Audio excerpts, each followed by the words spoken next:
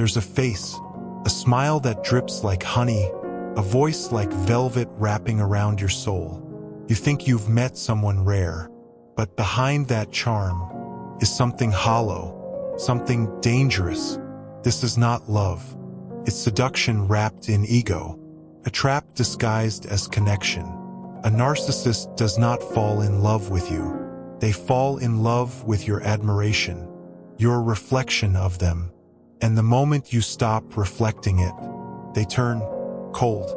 Let me show you what they don't want you to see. A narcissist wears a mask, not the kind you see in movies, not a villain cackling in the dark. No, it's a mirror, polished, shiny. It shows you what you want to see.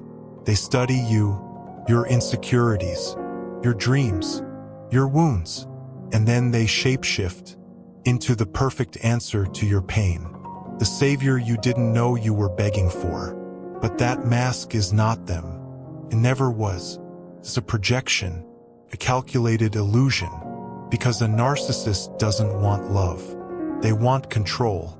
Starts like a dream, a rush, a flood of attention, texts at midnight, compliments like poetry. They idolize you, put you on a pedestal. You'll think, no one's ever made me feel this way. That's the trick. They love bomb you, drown you in validation until you depend on it. Addicted to the way they make you feel. But love without pace is rarely love. It's obsession in disguise.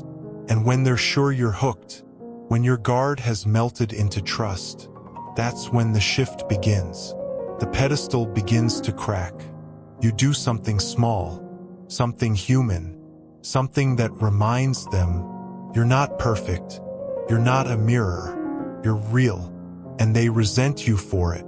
The warmth fades, the compliments stop. Now you're too sensitive, too emotional, too needy. They say it with a smirk, or maybe silence. Suddenly, you're walking on eggshells, trying to win back something you never lost. But here's the truth.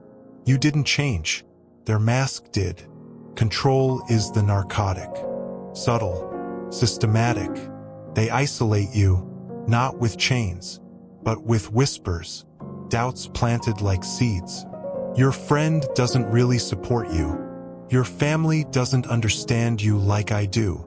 You're lucky I put up with you, and you believe it, because you want to, because part of you still remembers the version of them that loved you.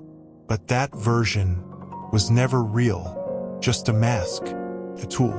And the moment you forget your worth, you become their puppet. You start to feel crazy, like the floor is shifting beneath your feet.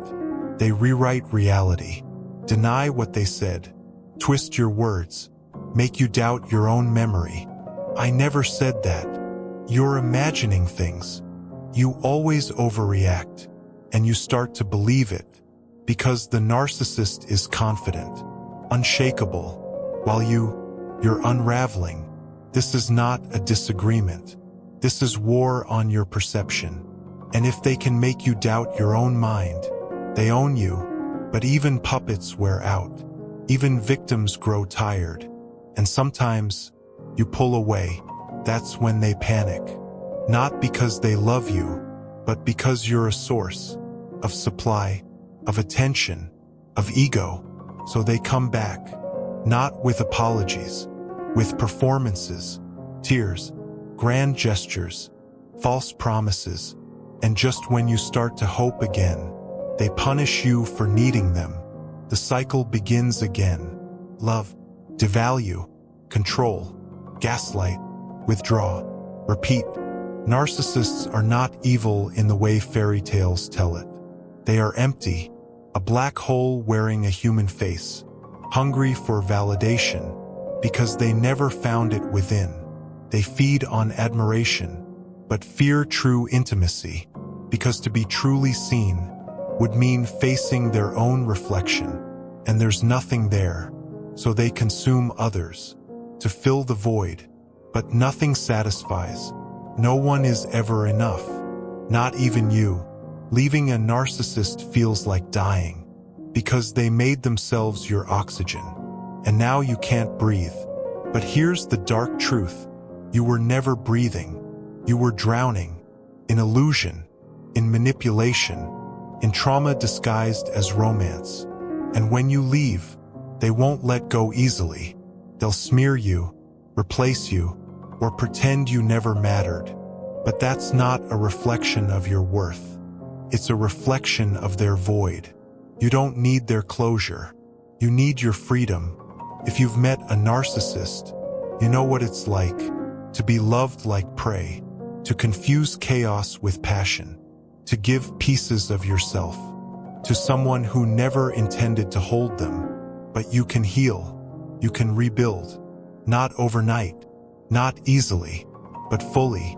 The scars they leave will one day become armor, and one day you'll look in the mirror and see someone whole, not because of them, but in spite of them. And that is the kind of power they'll never understand.